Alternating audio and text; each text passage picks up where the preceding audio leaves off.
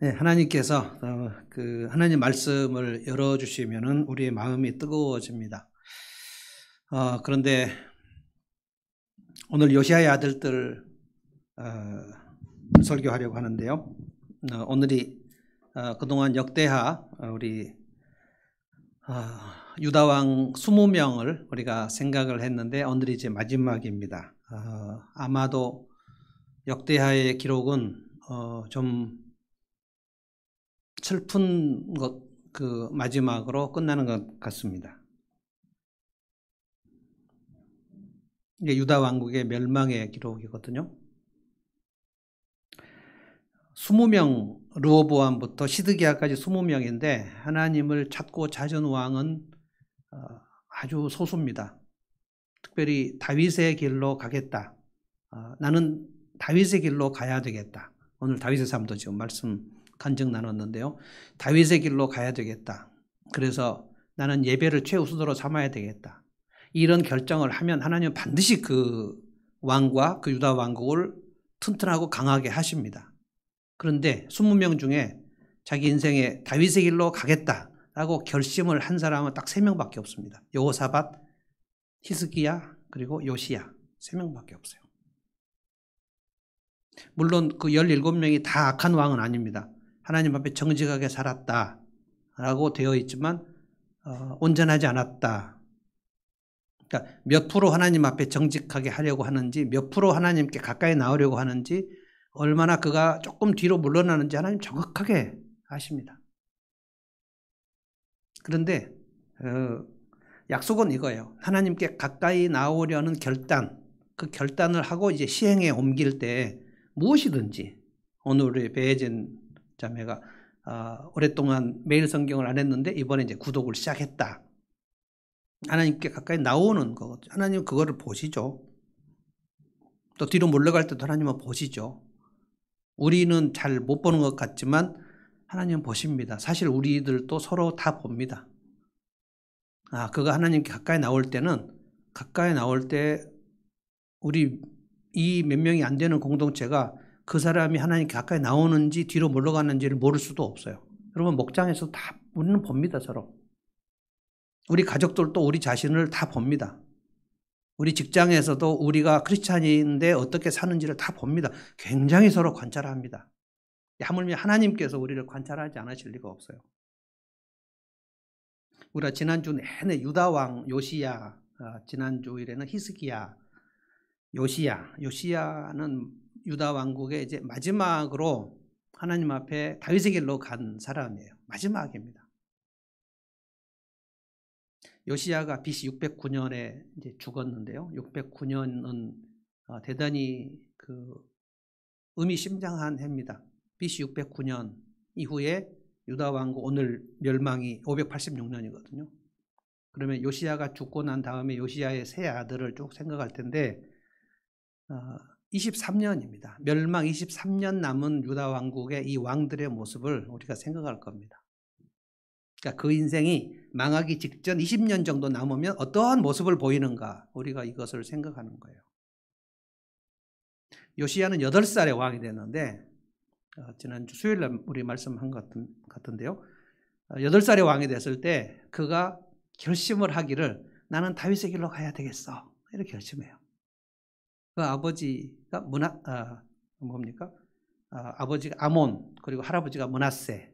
그러니까 이 두 왕, 아버지하고 할아버지는 성전 문을 57년간 문을 닫아버린 왕이죠. 그 므낫세의 아버지가 히스기야인데 히스기야가 그렇게 29년간 세워놓은 영적인 회복을 므낫세가 다 물어버렸습니다. 55년간. 그리고 아몬은 딱 2년간 했는데 아버지 므낫세를 따라갔다. 그래서 하나님 2년 만에 아몬을 죽이셔요. 그 아들이 요시야입니다. 그러니까 왕궁에서 신하들이 자기 아버지 아몬을 암살한 그 시간에 8살의 왕이 된 요시야예요. 그래서 우리가 요시야를 생각할 때 좀 특이하다고 생각했던 것이 그 8살에 어떻게 그 어린 나이에 나는 다윗의 길로 가야지라는 결단을 하냔 말이에요. 그래서 영적 성숙은 나이와 별 상관이 없다 말씀드렸고, 근데 더 특이한 것은 요시야가 왕이 되는 그 8살 때에 그가 다윗의 길로 가기로 결심한 그런 시간에 그의 영적인 그런 기운을 북돋아주는 선지자 이름이 나오지 않는다는 거예요. 도대체 누구의 도움으로 요시야는 이런 결단을 했는가? 31년 동안 왕위에 있었는데 그래서 39살에 죽습니다. 요시야가. 마지막에 이집트가 쳐들어오는데 이집트하고 이제 바벨론하고 전쟁을 하는 중입니다. 이것은 유명한 역사적인 그러니까 609년 그러니까 605년에 결국은 이집트와 바벨론의 전쟁에서 바벨론이 이기고 해전입니다. 유명한 역사 세계 역사에 나와요. 갈그미스 해전이라고 그 지중해에서 이제 싸우는 그 해양 전투에서 바벨론이 이집트를 완전히 침몰시키고 그래서 바벨론이 전 세계의 패권 국가가 되는 그 시기입니다. 그러니까 이집트와 바벨론은 계속 싸우고 있었어요. 그때가 요시야입니다. 괜히 요시야가 이집트 왕 바로느고를 그 바벨론으로 쳐들어오는 것을 자기가 막겠다고 그 작은 나라가. 그래서 바로느고가 이 전쟁은 하나님의 뜻으로 말미암은 전쟁이 네가 지금 나서지 말라. 나오지 마. 근데 요시야가 괜히 바로느고하고 싸우다가 거기서 전사해서 그냥 허무하게 죽습니다. 요시야는 그게 유일한 흠이에요. 요시야가 죽기 전에 8살 때 우리 다 생각하지 않았습니까? 8살 때 결단하고 16살에 다윗의 하나님을 찾기로 하고 그리고 20살에 26살에 예레미야와 함께 성전을 개혁하고 수리하고 그러다가 그 할아버지가 숨겨버린 므낫세가 숨긴 성전에 모세 오긴 율법책을 제사장이 발견해가지고 왕이시여 우리가 율법책을 발견했습니다. 57년 만에 나온 그 율법책을 요시야 왕이 서기관 사반이 이 말씀을 쭉 낭독할 때 듣고 막 뜨거운 눈물을 흘리면서 옷을 찢고 통곡하면서 우리가 하나님을 떠나서 이렇게 쇠약하게 되었다. 우리 다시 하나님께 돌아가자. 그래서 요시야와 함께 온 백성들이 하나님께 예배하고 성전을 수리하고 유월절 지키고 그래서 요시야 유월절을 이 열왕기 역대하에서 뭐라고 그러냐면 선지자 사무엘 이후 이런 정도의 유월절을 지킨 역사가 없었다. 이게 마지막입니다. 그리고 요시야가 죽고 오늘 우리가 읽은 요시야의 세 아들이 등장합니다. 한결같이 요시야의 세 아들은 아버지를 따르지 않습니다. 아까도 말씀드렸죠. 유다 멸망이 586년이에요. 그런데 605년, 597년, 586년 세 차례에 걸쳐서 바벨론의 침공을 받을 때 그들이 하나님께 돌아오지 않습니다. 그러니까 인생이 망하려면 무슨 생각을 인생이 곧 망할 직전에 있는 사람은 무슨 생각하냐면 내가 하나님께 절대로 돌아가지 않겠어.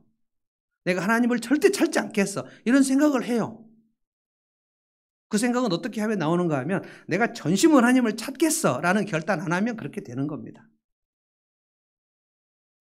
영적인 이 그래프는 정체는 없어요. 심령이 뜨거운 거 아니면 찬 겁니다. 미지근한 거는 다 찬 거예요. 영적인 부흥이 아니면 침체입니다. 말씀을 막 공급해서 내가 하나님의 말씀으로 살아야 되겠어. 뜨거운 결단이 없으면 우리는 다 이미 내리막길로 가는 거예요. 그러니까 악한 길로 갈 때는 그렇게까지 결단하지 않아도 돼요. 한결같이 요시야의 세 아들 여호아하스 그리고 여호야김 그리고 시드기야 두 번째 여호야김 아들이 한 번 석 달 왕을 해요. 여호야긴이라는 왕이 있습니다. 요시야의 손자죠. 이 네 왕이 오늘 여러분이 이렇게 역대하 36장 마지막 기록을 보면 한 명도 내가 다윗의 길로 가야지 하나님을 찾아야지 우리 아버지 요시야처럼 나도 한번 주님을 찾아야 되겠다. 오늘 승인자명 마지막 잘 안 들렸지만 주님 나는 주님을 의지합니다. 주님을 찾습니다. 주님 나를 도와주세요. 불쌍히 여겨주세요. 이런 그 기도를 하겠다고 결단한 사람이 한 명도 없어요. 그러면 이제 망하는 겁니다. 이게 다윗의 자손들의 얘기입니다. 예배를 중단해버려요. 성전 문을 걸어 잠궈버려요. 자기도 하나님을 떠나고 모두 하나님을 떠나게 만들어버려요. 이게 빛과 소금의 그 역할, 맛도 잃어버리고 빛도 잃어버린 신자들의 모습입니다. 우리가 신자가 성도가 소금의 맛을 잃어버리고 빛을 잃어버리고 그냥 불신자하고 비슷하게 살아버리면 그 사람을 보고 야 저렇게 예수 믿을 바에는 절대로 믿지 말아야 되겠다 하는 사람들이 주변에 굉장히 많이 생겨버려요. 물론 그 사람에게 말을 하지 않습니다. 난 너 때문에 예수 안 믿겠어 라는 말 하지 않아요. 그래서 자기는 별로 악영향을 끼치지 않은 줄로 알고 있습니다. 그러나 사람들은 다 봅니다. 이 요시야의 세 아들은 유다 백성 전체를 하나님께 예배하지 못하도록 막아버려요. 어떻게 이렇게까지 악해질 수 있는지 저는 이 모습이 우리 한국교회의 미래를 보여주지 않나 이런 생각이 듭니다. 멸망 23년 전 요시야의 세 아들의 특징은 전부 그 가나안 땅에서 쫓겨났다. 모두 다 세 아들하고 여호야김의 아들 여호야긴, 여호아하스, 여호야김, 여호야킨, 시드기야 모두 그 가나안 땅에 쫓겨납니다. 첫 번째가 여호아하스 한번 볼까요? 여호아하스 1절부터 4절까지가 여호아하스인데 여호아하스는 사실 둘째 아들인데요. 둘째 아들이 요시야를 이어서 왕이 되었다. 그가 23살이었다. 그런데 석 달 만에 이때는 지금 요시야가 이집트를 무찌르려고 하다가 괜히 나가가지고 죽었다고 하지 않았습니까? 그래서 이집트 군대가 지금 계속해서 유다 왕국에 들어오는 시절입니다. 그래서 여호아하스가 왕이 되었는데 이집트 왕 바로느고가 쳐들어와 갖고 여호아하스를 데리고 이집트로 끌고 가버렸습니다. 석 달 동안만 왕이었습니다. 그리고 그 이집트 왕 바로느고가 첫째 아들 여호야김, 엘리야김인데 여호야김 이름 바꾸고, 그러니까 지금 거의 허수아비 왕이나 마찬가지예요. 그래서 여호야김을 왕으로 세웠습니다. 그러니까 첫째 아들 여호아하스는 이집트로 끌려가 버렸어요. 5절부터 여호야김이 나옵니다. 그 여호야김이 25살이니까 여호아하스보다 2살 많은 형이에요. 첫째 아들입니다. 요시야의 첫째 아들. 11해 11년 동안 다스렸다. 그런데 6절 바벨로니아. 이제 이때는 여호야김 시대는 이미 갈그미스 해전에서 이집트가 바벨론에게 참패한 해예요. 그래서 바벨론이 이제 쳐들어왔습니다. 그러니까 하나님께서 바벨론을 가장 강하게 하실 때가 언제냐면 요시야의 세 아들 이 시절에 하나님이 유다 왕국을 매를 떼시려고 작정하고 바벨론을 키우는 겁니다. 그래서 쳐들어와서 6절 바벨로니아 느부갓네살이 올라와서 그를 치고 쇠사슬로 묶어서 바벨로니아 잡아갔다. 이게 첫 번째 포로입니다. 605년. 예레미야가 이때 정말 간곡하게 요시야 왕 13년부터 예레미야는 사역을 했는데 이때가 예레미야가 23년간 사역을 했다고 나와 있습니다. 예레미야서에. 성전 문에 서서 마지막으로 경고합니다. 내가 23년 동안 하나님 말씀을 전파했는데 요시야가 죽은 다음에 여호아하스와 여호야김 왕 당신들이 하나님 말씀을 순종하지 않았다. 그런데 마지막 기회다. 오늘 올해 하나님의 계획이 이제 느부갓네살이 쳐들어와서 여호야김을 잡아가실 계획을 예레미야는 들은 거예요. 여호와의 여전회의에 참석해서 하나님의 계획하신 것을 들었어요. 그래서 마지막 경고합니다. 여호와의 성전 앞에 서서 왕과 백성들에게 얘기해요. 지금이 마지막 기회다. 우리로 말하면 골든타임이에요. 마지막 하나님께 돌아오라. 그러면 바벨론의 침공으로부터 너희는 다시 평안하게 될 것이다. 그러나 여기서 회개하지 않으면 포로로 잡혀간다. 그런데 여호야김 왕이 예레미야가 전한 그 두루마리를 가져오라 그래가지고 칼로 쭉쭉 찢어서 화롯불에 다 태워버립니다. 그리고 나서 느부갓네살이 쳐들어와서 바벨로니아로 끌고 갑니다. 그러니까 유다 왕 중에 바벨로니아로 끌려가서 그 땅에서 쫓겨난 첫 번째 왕이 여호야김이에요. 여호야김은 11년간 있으면서 예레미야를 정말 싫어했습니다. 하나님의 말씀을 제발 나에게 하지 말라. 하나님 말씀을 무시하고 조롱하고 비웃고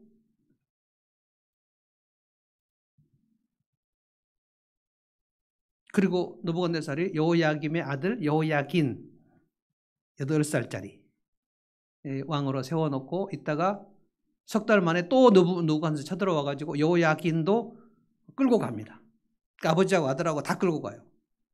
여호야긴을 예레미야서에는 고니야라는 말로도 썼습니다. 이 여호야긴은 마지막에 바벨론으로 끌려가서 오랫동안 포로 생활하다가 무로닥 발라단이라는 바벨론 왕이 여호야긴 왕을 오라 그래가지고 그 포로 생활에서 와서 바벨론 왕 식탁에서 먹게 하셨던 그런 일들이 나옵니다. 여호야긴 다 끌려가요. 그리고 이제 마지막 왕이 시드기야. 정말 처참하게 끌려갑니다. 시드기야는 두 눈이 뽑힌 채로 쇠사슬에 묶인 채로 바벨론으로 끌려갑니다. 끌려가기 전에 시드기야 아들들을 세워놓고 아버지 시드기야가 보는 앞에서 아들들을 처형합니다. 바벨론 군사들이.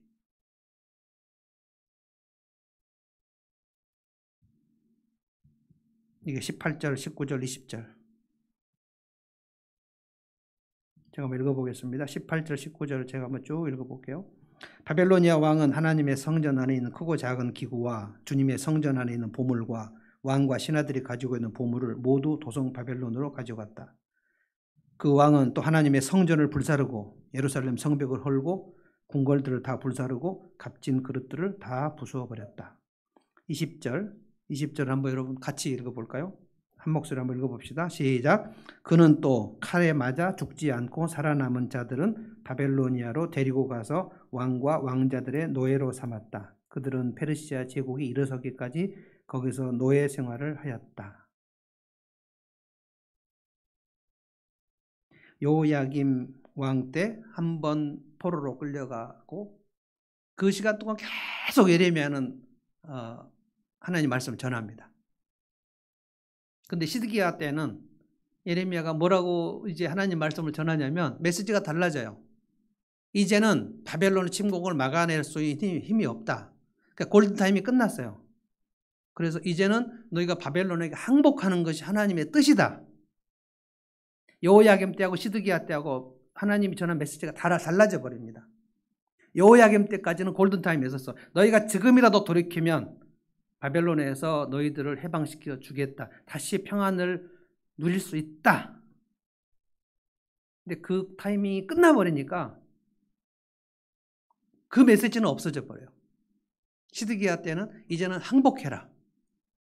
항복하는 것이 하나님의 뜻이다. 그리고 끌려갈 때 순순히 끌려가라. 저항하지 마라. 너희들은 70년 동안 포로 생활하는 것이 하나님의 뜻이다. 이건 하나님의 징계입니다. 근데 시드기야와 유다 백성들이 이 말이 또 듣기 싫어요. 그래서 무슨 죄를 뒤집어 씌웠냐면 저 예레미야는 매국노다. 매국노다. 어떻게 바벨론에게 항복하라고 하냐. 그때 거짓 선지자들이 일어나가지고 저 예레미야는 매국노다. 하나님은 지금도 우리와 함께 하신다. 우리 예루살렘 성전이 있으니 하나님께 이 성전에서 우리와 함께 하신다고 하셨다. 그러니까 저 예레미야를 잡아 가두자. 그래서 시드기야가 예레미야를 왕의 근위대에 뜰 감옥에다 가둬버립니다. 더 이상 하나님 말씀하지 말라. 그리고 뜰 안에 구덩이 속에다가 집어넣어 버립니다.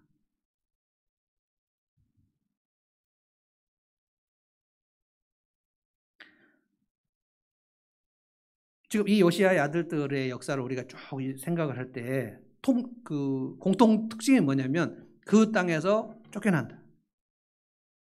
하나님 약속하신 적과 꿀이는 그 땅에서 하나님께서 쫓아내신다. 여러분 이것이 무엇을 가리키는가? 오늘 저는 마치 대하 드라마 같은 그 설명을 여러분들에게 하기를 원합니다. 여러분 역사의식을 좀 가지고 구속 역사에서 하나님이 이 가나안 땅에서 쫓겨나는 것이 무엇인가를 여러분이 깨닫기를 바랍니다. 왜 가나안 땅에서 쫓겨나는가? 하나님께서 주시는 이 풍성한 땅에서 이들은 왜 이렇게 다 쫓겨나서 이방 땅으로 이집트로 바벨론으로 포로로 끌려갈 수 없는가? 왜 가나안 땅을 누릴 수 없는가? 이 가나안 땅에 쫓겨나는 것은 구속 역사에서 에덴 동산에 쫓겨나는 것과 똑같습니다. 아담과 하와가 어디서 쫓겨났을까요? 에덴 동산입니다.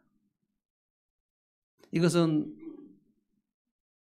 반복되는 역사입니다. 성경의 구속 역사에서 가장 중요하게 말하는 상징 하나는 가나안 땅은 에덴 동산의 재현이었다. 아담과 하와가 에덴에서 쫓겨나는 것을 존 밀턴은 신락원이라고 그랬죠. 신락원. 낙원을 잃어버려. 낙원을 상실한 것. 하나님의 땅에서 하나님의 보호와 다스림 속에 순종하고 있으면 풍성한 땅을 누릴 수 있었는데, 그 에덴의 모든 음식과 과일을 다 먹을 수 있었는데 한 가지만 순종하면, 하나님께서 금하신 명령을 순종하면 누릴 수 있었는데, 아담과 하와가 아니야, 내가 왕이 될 거야. 내가 내 삶의 왕이 되고 이 에덴 동산에서 왕이 될 거야. 하나님 없애고 살 거야. 누가 얘기했습니까? 뱀이 와서 하와를 유혹했죠. 이 땅에서 내가 왕이 될 거야 라고 생각했는데, 하나님을 떠나니까, 하나님을 등지고 떠나니까 하나님께서 아담과 하와를 쫓아내셨죠. 그리고 다시 돌아오지 못하게 불칼과 화염검으로 다 둘러서 지금 우리는 에덴 동산이 어디에 있는지도 모릅니다. 분명히 지구상에 있습니다. 그런데 우리 눈에는 보이지 않습니다. 사람들이 무슨 터키 북쪽 뭐 어디가 에덴 동산이었다고 말하는데, 그 하나님께서 그것을 우리 눈에 보이게 해놓으셨을 리가 없어요. 갈 수 없습니다. 그런데 하나님께서 택한 백성들 누굽니까? 아담의 자손 중에, 가인과 아벨 중에 셋. 아벨 대신에 하나님이 셋이라는 자손을 주셨죠. 셋 중에서 거기서 노아가 나오죠. 하나님이 다 멸하시고 노아를 택하시고 셈, 함, 야벳을 택하셨죠. 셈의 자손 중에 아브라함을 택하시죠. 아브라함에게 내가 너에게 땅을 주겠다. 그게 가나안 땅입니다. 그것은 하나님께서 에덴으로 돌아가는 소망을 가나안 땅으로 상징해서 주신 겁니다. 그 땅은 약속의 땅이다. 그 땅에서 내가 너와 함께 하겠다. 그래서 아브라함 자손들이 이집트에 400년이 있었는데 하나님 모세를 보내셔서 데리고 나오셔서 다시 가라고 하신 것이 뭐냐면 가나안 땅이다. 저 땅을 내가 너와 네 자손에게 주겠다. 아브라함에게 하신 약속이에요. 광야 생활 수없는 고생을 하면서도 결국은 여호수아를 통해서 가나안 땅으로 들어갑니다. 들어갈 때 모세가 유언을 합니다. 너희들이 그 땅을 들어갈 때 절대로 너희 힘과 너희의 능력으로 들어갈 수 없다. 그런데 하나님께서 너희에게 들어가게 하실 거다. 너희가 들어가면 너희가 심지 않은 나무 열매를 먹게 될 것이고 너희가 짓지 않은 집에서 살게 될 거야. 그때 너희가 네 힘과 네 능력으로 들어왔다고 절대 생각하지 마라. 그러면 쫓겨난다.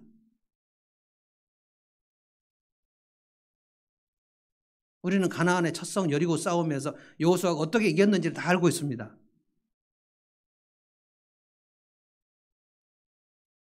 절대로 여리고성은 이스라엘의 무기로는 싸워 이길 수 없었어요. 하나님께서 말씀하셨고 여호수아가 순종했고 여리고가 무너졌고 들어갔습니다. 파죽지세로 들어가서 여호수아의 군대가 이스라엘 그 가나안 땅 중부 지역, 남부 지역, 북부 지역 뭐 여호수아가 막 기도를 하고 뭐 한 태양아 머물러라, 달아 머물러라 막 얘기하고, 그래서 다 정복할 때 그때 여호수아는 자기네 힘과 능력으로 이 가나안 땅을 정복했다고 생각하지 않았어요. 그리고 나서 백성들에게 얘기했습니다. 여호수아가 죽을 때 하나님을 의지하고 순종하면 이 땅에서 영원히 너희들이 살게 된다. 이건 아브라함의 약속이다. 그런데 너희가 하나님을 떠나면 너희는 이 땅에서 쫓겨나게 된다. 모세도 유언했고 여호수아도 유언했고, 그래서 여호수아의 말을 듣고 백성들이 우리가 온전히 하나님을 따르겠다. 그 여호수아가 나와 내 집은 여호와를 따르겠다. 누가 따르겠느냐? 온 백성들이 우리가 여호와를 따르겠습니다. 순종하겠습니다. 아멘. 그렇게 여호수아가 딱 죽습니다. 그리고 사사시대. 여호수아가 죽은 이후에 이스라엘이 하나님께서 그들과 함께 하셨다는 사실을 도무지 알지 못했더라.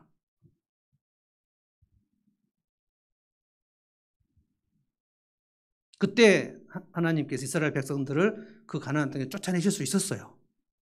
왜냐하면 에덴에서 쫓겨난 것처럼 가나안 땅에서 하나님을 등지고 떠나면 가나안 땅에서 그들은 살 수 없습니다. 하나님께서 오랫동안 기다리십니다. 400년 기다리셨다가 하나님이 한 날을 보내시고 기도하게 하시고 사무엘 주시고, 사무엘을 통해서 이스라엘을 다시 회복시키시고 미스바에 불러 모아가지고 우리가 하나님을 순종하자. 어린 양 번제를 온전하게 드리고 그랬더니 블레셋을 싸워서 이길 수 있었어요. 그래서 사무엘이 얘기했습니다. 이것은 법칙이다. 하나님을 떠나지 않으면 우리는 여기서 승리할 수 있다. 하나님 떠나면 우리는 패배한다. 쇠약해진다.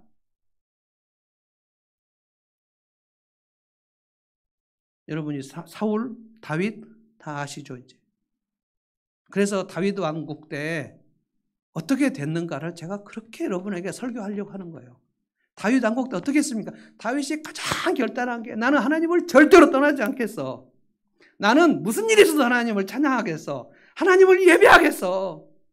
나는 하나님의 말씀을 떠나지 않을 거야. 이게 다윗의 길이에요. 하나님은 다윗의 왕국을 어떻게 하셨는지 여러분에게 다 설명했습니다. 하나님을 가까이 하는 만큼 하나님은 여러분을 강력하게 지키시고 보호하십니다. 근데 다윗 이후에 솔로몬이 어떻게 했는지 여러분 다 아시죠? 처음에는 전심으로 따랐습니다. 하나님이 엄청난 풍요를 허락하셨죠. 솔로몬이 하나님 떠납니다.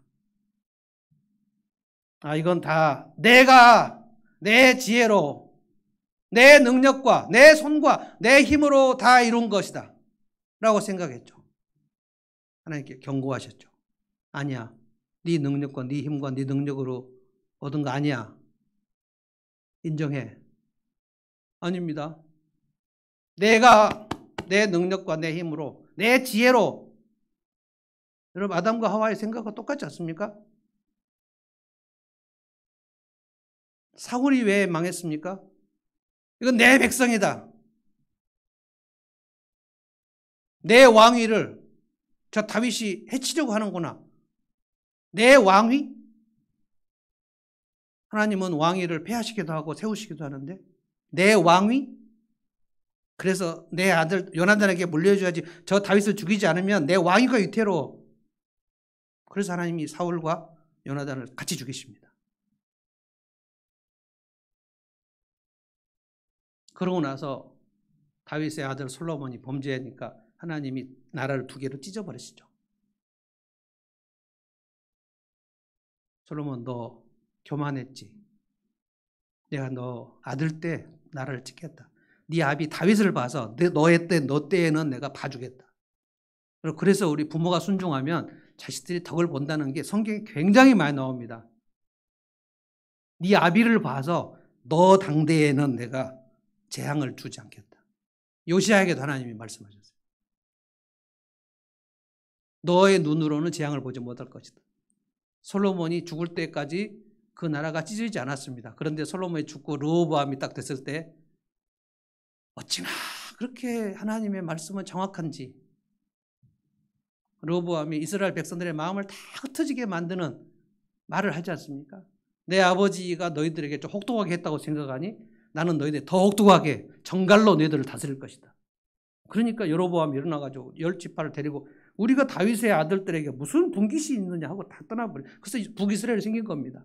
근데 여로보암은 거기서 북이스라엘 왕이 돼가지고 혹시라도 이 10지파가 예루살렘 성전에 가서 예배할까봐 성전을 오지 못하게 하려고 단과 베델에다 금송아지 만들어 놓고 자 이것이 이제 우리 하나님 여호와다. 그 금송아지 섬기도록 북이스라엘은 처음부터 하나님을 떠나버렸죠.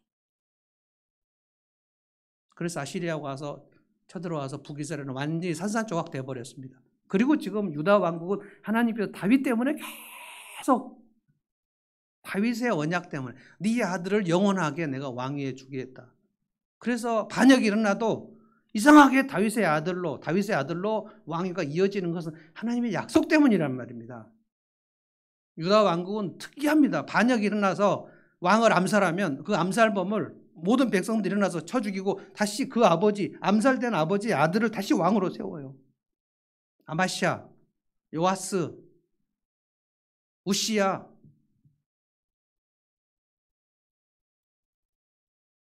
그런데 오늘 이 가나안 땅에서 왜 쫓겨나는가 생각을 해보십시오. 여러분 가나안 땅 농사 어떻게 합니까? 하나님 말씀하셨죠. 너희들 가나안 땅은 이집트 땅과 달라.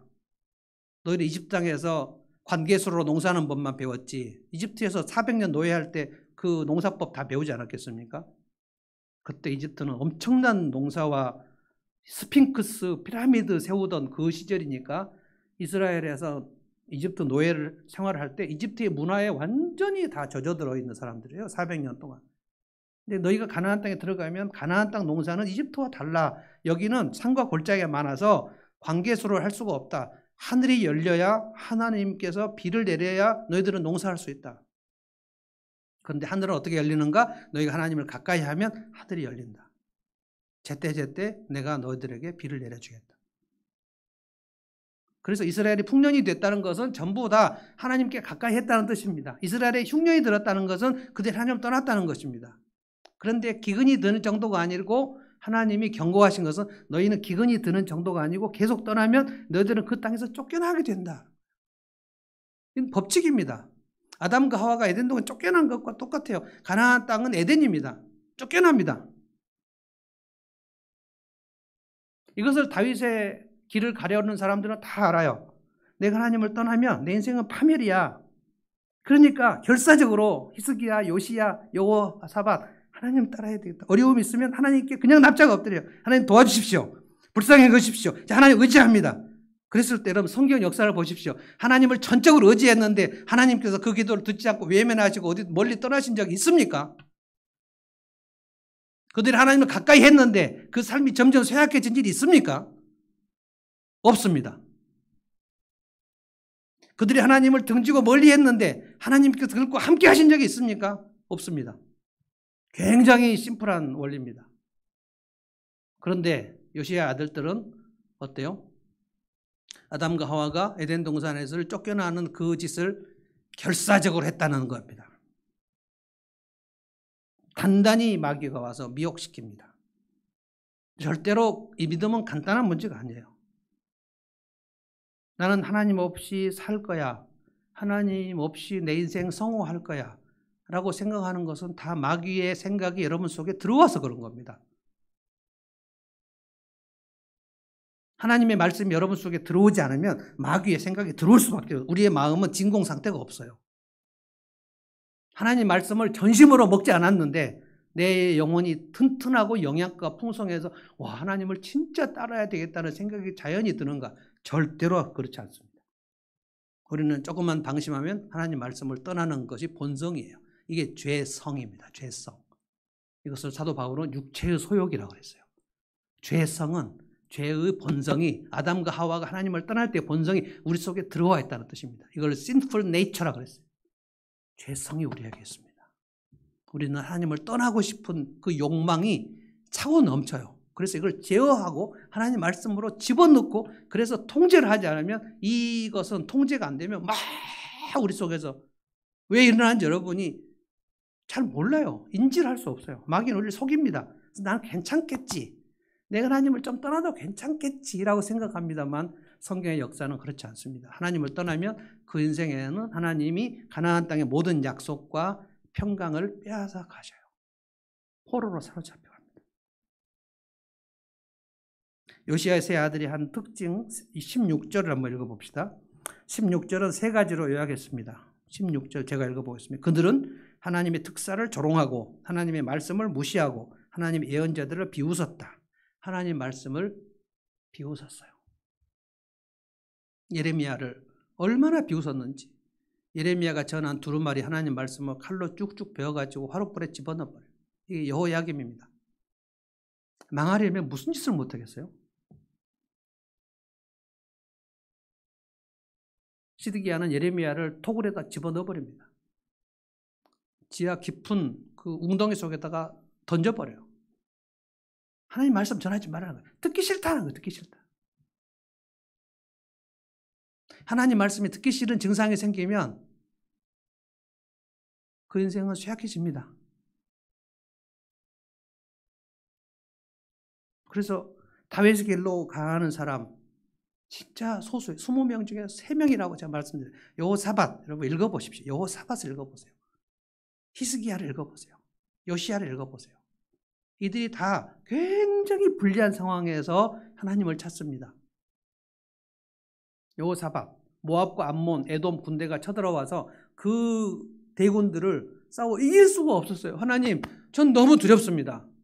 그런데 하나님 도와주십시오. 하나님 진짜 좋아하십니다. 하나님 도와주십시오라는 말씀을 진짜 좋아하세요. 저는 좀 특이한 그 취향이 뭐냐면 누군가 와서 목사님 저 상담 좀 해주십시오. 그러면 막 제 마음이 이상하게 그냥 기뻐요. 특이한 취미입니다. 근데 상담에 와서 하는 얘기들은 다 안 좋은 얘기들이에요. 좋은 얘기를 하려고 상담 온 사람이 누가 있습니까? 뭐 불안하고 힘들고 막 죽고 싶고 막 괴롭고, 그런데 이상하게 그런 얘기를 하고 나에게 배 목사님 저 좀 도와주세요라고 얘기하면 이상하게 저는 마음이 막 해주고 싶어요. 하나님이 그냥 저에게 주신 은사 같습니다. 요즘에는 좀 이상하게 막 목회가 잘 안 되는 목사님들, 사모님들 보면 뭐라도 막 주고 싶어요.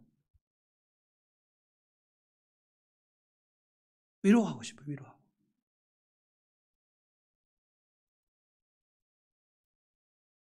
하나님의 특사를 조롱하고 하나님의 말씀을 무시하고 하나님의 예언자들을 비웃었는데 어떻게 될지 뻔하지 않습니까?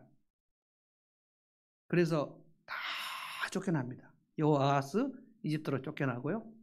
바벨론 포로로 끌려가고요. 여호야긴 바벨론으로 끌려가고요. 여호야긴 바벨론으로 끌려가고요. 시드기야 바벨론으로 끌려가. 특징이 뭐냐면 그 땅에서 하나님께서 살지 않게 못 살게 하시겠다는 거예요.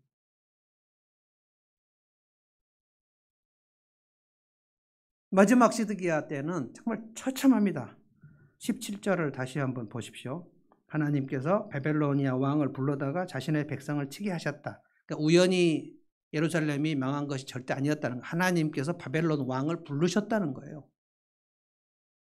그 불러서 치게 하시려고 바벨론을, 이집트를 정벌하게 하죠. 갈그메스 해전에서 하나님께서 역사하셨다는 거예요. 세계 역사를 지금 다루고 계시는 하나님의 그 일하심을 여러분이 봅니까? 그래서 제가 여러분들에게 늘 신앙 고백한 다음에 물어보는 거예요. 지금도 이 땅의 역사를 다스리시고 여러분의 인생을 다스리시는 하나님을 믿습니까? 아멘. 그러면 그 믿음을 가지고 그래, 하나님은 정말 크신 분이구나. 지금 기가 막힌 일을 나를 위해서 행하실 분이구나. 내가 여기서 절망할 필요가 없지. 대단히 불리하지만 여호사밧, 히스기야는 아시리아 군대를 맞아서 힘이 하나도 없는데 여인이 해산할 힘이 없다고 얘기하지 않았습니까? 그런데 하나님 도와주십시오 하고 성전에 가서 부르짖으니까 하나님께서 아시리아 군대를 물리치셨다.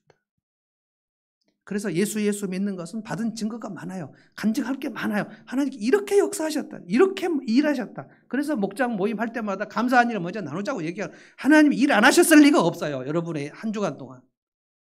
그런데 상태가 안 좋아지면 하나님 일하신 것이 하나도 생각이 안 나고 힘든 얘기만 막 하고 싶은 거예요. 그러면 제가 생각하는 거예요. 과연 저 성도에게 하나님이 한 주간 하나도 일 안 하셨을까?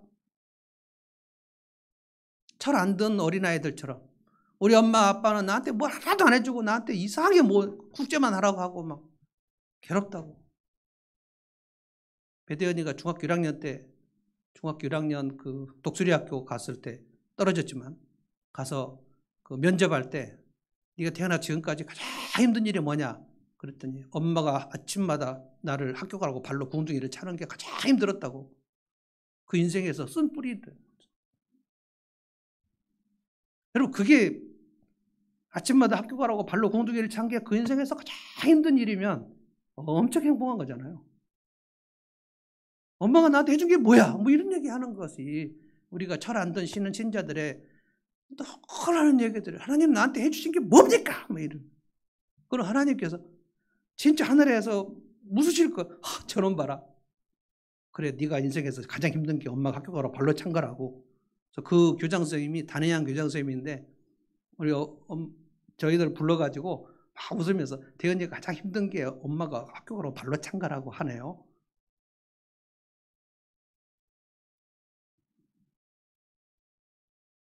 바벨로니아 왕을 불러다가 유다 예루살렘을 친 것은 우연히 일어난 일이 아니었다는 거예요. 여러분의 삶을 쇠약하게 만드시는 것은 하나님이 하시는 일입니다. 그래서 그 왕이 와서 무슨 짓을 했냐? 유다의 젊은이들을 닥치는 대로 죽였다. 닥치는 대로 하나님이 하시는 일입니다. 하나님이 한번 진노하시면 그 삶에 살아남을 것이 없어요. 닥치는 대로. 젊은이, 늙은이, 남자, 여자, 병든 자, 건강한 자 가리지 않고 다 쳐주겠다. 몰살입니다. 몰살. 처참하게 돼버립니다. 바벨론 군사가 와서 성전을 불살라 버립니다. 아마 경건한 지도자들은 그때 막 피눈물이 났을 거예요. 와, 이게 솔로몬 성전입니다. 솔로몬 성전이 막 불에 타. 성벽을 헐어버립니다. 하나님은 살아계시는가? 뭐 이렇게 생각했을 거예요. 여러분, 이런 일이 한국교회에 일어나지 아니라는 법이 있습니까? 하나님 언약궤도 그냥 빼앗기게 만들어버리신 하나님이에요. 성전 불타게 가만 놔둬버리신 하나님이에요. 하나님을 등지면 소금과 맛의 그 소금의 맛을 잃어버리고 빛을 잃어버린 신자들의 삶을 하나님께서는 싹 빼요. 왜냐하면 가나안 땅에서 살 자격이 없어요. 에덴 동산에서도 하나님이 쫓겨나게 하셨습니다. 아담과 하와가 선악과를 따먹었는데 그래 잘 따먹었다. 계속 여기서 풍성하게 잘 살아라. 이게 무슨 하나님이십니까? 공의 하나님은 그렇게 하나님을 대적하면 쫓아내시죠. 가나안 땅에서 사사시대 때 이미 쫓아내셨어야 되는데 오랫동안 기다리셨죠. 수백 년을 기다리시다가 도저히 안 되니까 쫓아낸다. 그래서 열왕기하 보면은 다 쫓아내고 그 가나안 땅에는 비천한 사람들, 비루한 사람들만 남겨놨다 그랬어요. 그러니까 땅이 황폐해져 버립니다. 이것이 우리 인생에 하나님 주시는 경고입니다. 그런데 놀라운 것이 21절부터 23절이에요. 이 대하 드라마는 예루살렘 멸망한다 끝나지 않습니다. 놀라운 기록 21절이 뭐냐면 그리하여 주님께서 예레미야를 지켜서 땅이 70년 동안 황폐하게 되어 그동안 누리지 못한 안식을 누리게 될 것이다 하신 말씀이 이루어졌다. 예레미야가 뭐라고 했냐면 이 땅은 70년 동안 안식년이다. 그러니까 지금 다 멸망하고 다 불탔는데 그리고 그 땅에는 별것 없는 사람들만 다 남아있고 아주 비천한 사람들 남아있고 쓸만한 사람은 바벨론에 다 끌려가 버렸는데 그 땅을 예레미야가 뭐라고 멸망 전에 예언했냐면 이 땅을 70년 동안 안식년을 누릴 것이다 라고 얘기했어요. 안식년을 누린다는 것은 뭡니까 여러분? 안식일을 누린다는 것은 뭡니까? 안식일을 누리고 그 다음날 일하는 것을 위하여 안식을 하는 겁니다. 오늘 구속 역사에 가장 여러분이 몇 년 동안 들은 제 설교 중에서 가장 거대한 차원에서 지금 설교하는 걸 여러분 들으실 거예요. 이 땅을 하나님이 안식년으로 삼으셨다는 거예요. 그동안 이스라엘 백성이 하나님 안식년을 지키지 않았습니다. 7년에 한 번씩 안식년 지켜야 되고 77은 49, 희년이 되면 50년에 희년을 지켜야 되는데 그걸 지키지 않았어요. 그래서 안식년을 누리도록 그 땅을 황폐하게 만들어서 바벨론으로 70년 데려다가 예레미야가 얘기했습니다. 70년 차면 너희들 다시 돌아오게 한다. 황당한 건 뭐냐면 포로로 끌려간 사람들은 70년 후면 다 죽어요. 그래서 거기서 태어난 사람들이 70년이 차면 그 태어난 젊은이들이 다시 돌아오게 된다는 거예요. 하나님의 일하심은 100년 단위가 아닙니다. 우리는 100년 단위예요. 우리 죽으면 끝 아닌가? 하나님은 1000년이 하루 같고 하루가 1000년 같아서 하나님 약속하시면 그냥 수천 년 동안도 일하시고요. 그래서 400년 동안 암흑이어도 그냥 하나님은 묵묵하게 하나님이 이게 시간 위에 계셔가지고 우리의 사정을 잘 모르시나 봐요. 우리는 막 1년, 2년이 정말 올해 코로나 1년 동안 엄청 힘들잖아요. 그래서 백신이 나오면 내년 가을쯤에는 뭐 다시 내년 가을까지 이렇게 생각하시면 하나님은 그냥 눈만 한 번 깜짝하면 1000년이에요.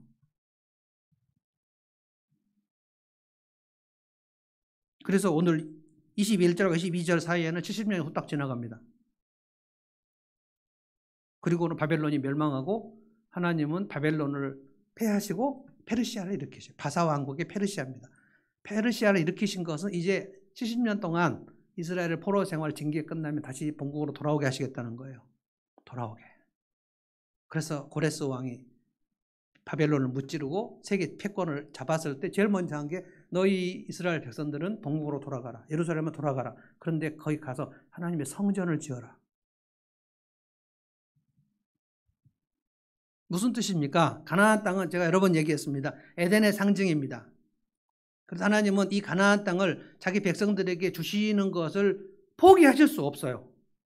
다시 주시고 싶어요. 하나님 에덴 동산을 우리를 떠나게 하셨지만 이 에덴 동산을 영원히 떠나게 하시려고 하진 않았어요. 다시 돌아오게 하시는, 이게 복락원입니다. 복락원. 다시 돌아오게 하시는 거예요. 이 메시지를 가나안에서 쫓겨난 이스라엘 백성들을 다시 돌아오게 하시겠다는 거예요. 그래서 돌아온 역사를 우리는 다 알고 있습니다. 역대하는 포로에서 돌아온 사람들이 다시 쓴 유다 왕국의 기록입니다. 이것은 무엇인가? 성전의 중심인 예수 그리스도에 대한 약속입니다. 우리는 가나안 땅에 70년 끝나고 돌아온 백성들이 학계를 통해서 성전 짓고 그 다음에 에르사라가 가서 이스라엘 백성들을 다시 정결케 하고 가서, 왜냐하면 또 이방 여자들하고 결혼하고 막 그랬거든요. 그래서 에스라가 돌아가가지고 페르시아에서 잘 살고 있어도 에스라가 가서 결단해서 예루살렘 가서 이스라엘 백성들 중에 이방 여인이나 결혼한 사람들을 다 끊고 다시 제사장들을 세우고 다시 정결하게 하고, 그런데 또 타락하니까 느헤미야가 일어나가지고 내가 돌아가서 예루살렘 성벽을 다시 지어야 되겠다라고 생각하고 돌아가가지고 에스라하고 느헤미야가 함께 이스라엘 성벽을 짓고 방에 무릅쓰고 성벽을 짓고 막 하나님 앞에 낙성식을 하고, 그리고 느헤미야가 본국으로 돌아갔을 때 다시 이스라엘 다시 무너져 버립니다. 그리고 나서 여러분이 아는 마지막 선지자 말라기의 시대가 옵니다. 그때 이스라엘의 영적 상태는 처참한 상태, 요시야의 세 아들보다 더 처참한 상태. 그때 제사를 안 드렸는가? 아닙니다. 제사 드렸습니다. 말라기를 여러분 읽어보십시오. 그들이 드렸던 예배는 형식주의 극치였어요. 제사장들이 자기들끼리 뭐라고 그랬냐면, 제사를 드려야 돼? 이렇게 귀찮은 일을 또 해야 돼? 그 떡이나 올려놓고 거기 그 짐승의 고기 올려놓고 대충 때우자 그냥. 뭐 예배는 이렇게 맨날 드리냐? 재수없게. 이렇게 제사장들이 말하고 있었다. 백성들은 하나님 앞에 제물을 가지고 올 때 자기 갖고 있는 양 중에서 병든 것 갖다가 드렸다. 눈 먼 거, 저는 거 있으면 제일 쓸모없는 거 갖다가 여기다가 드렸다. 그래서 하나님이 말라기 선지할 때 뭐라고 했습니까? 너희가 나한테 가져오는 제물을 너희 총독에게 한번 갖다 드려보라. 총독이 참으로 기뻐하겠다. 너희들이 나에게 성전에 와서 예배 드리지 못하게 해서 누가 성전 문을 닫아줬으면 좋겠다. 나는 너희들의 그 절기 제사에 질려버렸다. 그리고 하나님께서 말씀하지 않으십니다. 그래서 말라기 이후에 하나님 선지자를 보내지 않으세요. 그러나 포기하셨는가? 포기하셨는가? 하나님은 포기하실 수 없어요. 하나님 포기하지 않으십니다. 택한 백성을 포기하지 않으십니다. 그래서 400년의 침묵을 뚫고 세례 요한이 탄생한 겁니다. 6개월 후에 우리가 기다리는 아기 예수 성탄 예수님이 태어나십니다. 그래서 30년이 흐른 다음에 세례 요한이 요단강에서 뭐라고 합니까? 보라, 세상 죄를 지고 가는 하나님 어린 양이 저기 온다. 사람들이 세례 요한에게 당신이 메시아 아닌가? 아니다. 난 메시아가 아니다. 내 뒤에 오시는 저분이 메시아다. 그래서 예수님이 오셔서 뭐라고 했습니까? 내가 너희들에게 평안을 주겠다. 수고하고 무거운 짐진 자들아 나에게 와라. 내가 너희들을 안식하게 하겠다. 우리가 이 메시아를 지금 기다리는 이 시간이에요.